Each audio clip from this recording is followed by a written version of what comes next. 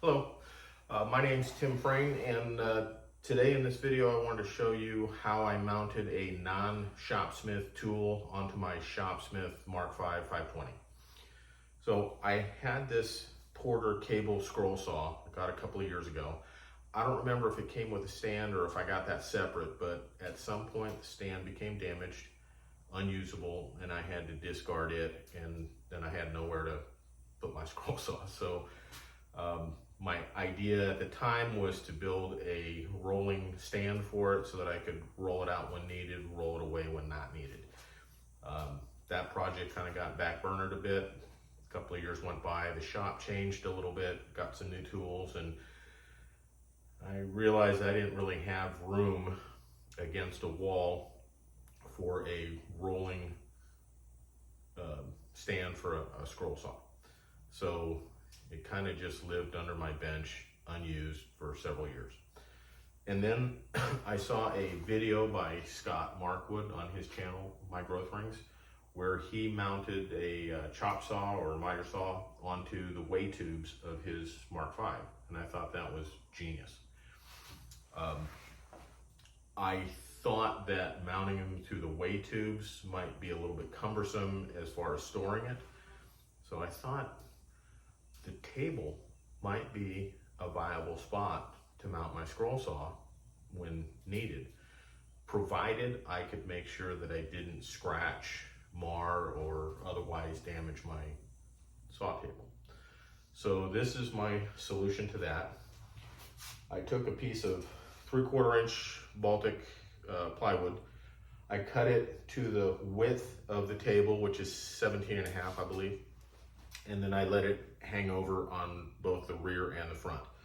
On the rear, I permanently mounted about a 3/16 inch strip, and that will, to the bottom of the Baltic birch plywood, and that would allow the plywood to register against the back of the table.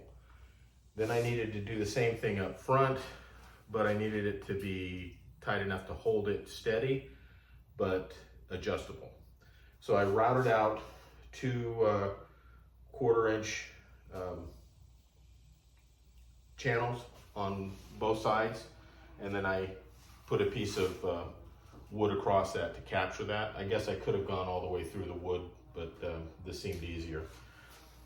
Then on the bottom of the forward strip, which is about the same, 3/16, I mounted some some 1/4-20 bolts through and attached them with epoxy.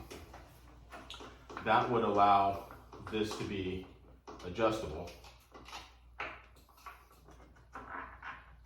like that. I just used epoxy here, and it's just a 1/4-20 bolt that can go into those slots, then put the knobs on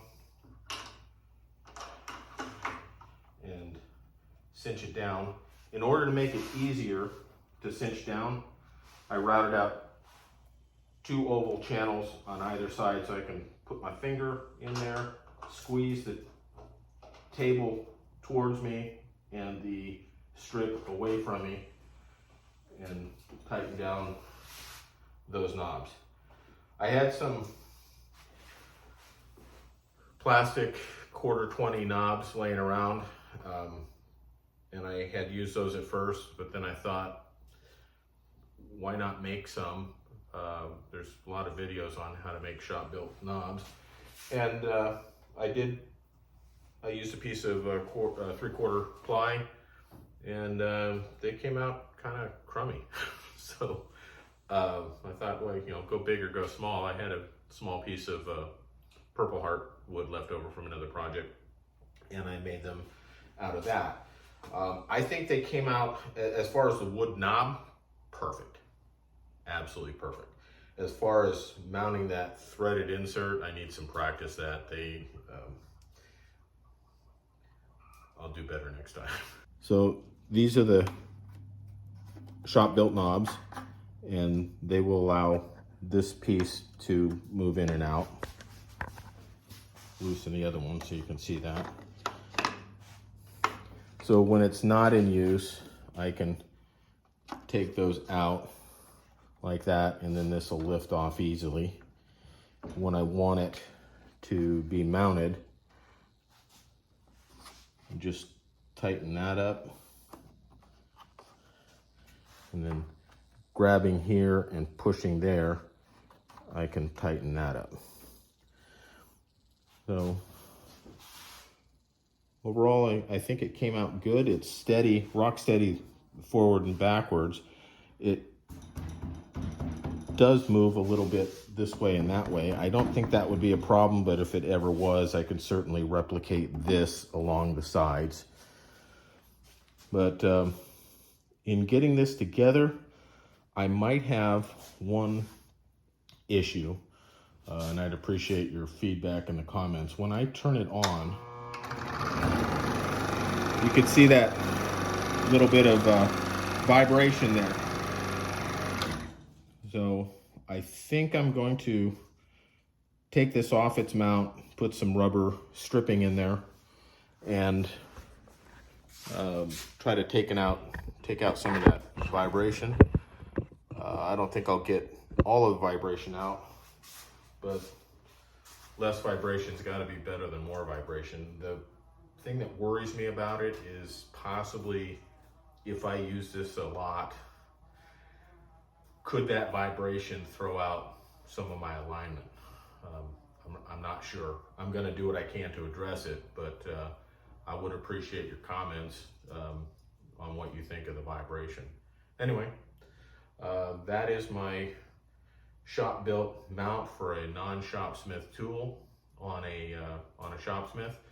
And you know, maybe you have a tool in your shop that might be appropriate for this. I think as long as it doesn't have a lot of rotation torque, this might be a viable option. So tell me what you think. Thanks.